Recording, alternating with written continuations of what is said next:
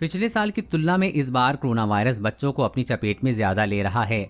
अब तक बच्चों को कोरोना फैलाने का साइलेंट करियर बताया जा रहा है, क्योंकि काम या लक्षण न दिखने वाले बच्चे भी कोरोना फैलाने का काम कर रहे हैं। यहाँ तक कि अब बच्चे रिकवर करने के बाद भी कोरोना के गंभीर लक्षणों से लंबे समय तक प्रभावित हो रहे हैं। दुख की बात यह है कि 18 वर्ष से कम उम्र के बच्चों के लिए अभी तक कोई वैक्सीन नहीं आई है। इसलिए बच्चों को इन्फेक्शन से बचाना और मुश्किल हो गया है।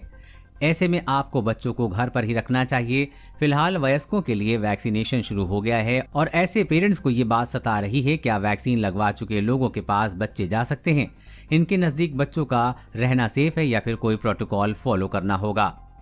कोरोना वायरस का शॉट लगवाने का मतलब है कि शरीर में वायरस से लड़ने की इम्यूनिटी बन रही है, लेकिन इसका ये मतलब बिल्कुल भी नहीं है कि वो व्यक्ति संक्रमित नहीं हो सकता या उनके आसपास वायरस नहीं है। वैक्सीन का एक शॉट लगवाने के बाद भी व्यक्ति को बिना लक्षण के वायरस हो सकते हैं। कोई भी वैक्सीन 100% वायरस से सुरक्षा नहीं दे रही है। अभी शायद वैक्सीन 80 से 90% ही प्रभावशाली है। दूसरी बात, ये वायरस किसी भी हिस्से पर हो सकता है, जैसे कि आपके कपड़ों या पर्स आदि। ये बच्चे तक पहुंच सकता है। इसलिए बेहतर होगा कि वैक्सीन लगवाने के बाद भी आप सोशल डिस्टेंसिंग का पालन करें और हाथ धुलवाएं और मास्क लगाने के लिए कहें। बच्चों को कब तक रखनी है दूरी? अभी वैक्सीन के प्रभाव को लेकर पूरी जानकारी उपलब्ध नहीं है, इसलिए टीका लगवाने के बाद भी सोशल डिस्टेंस बनाना जरूरी है। फिलहाल ये नहीं पता है कि वैक्सीन लगवाने के बाद कब तक इम्यूनिटी बनेगी।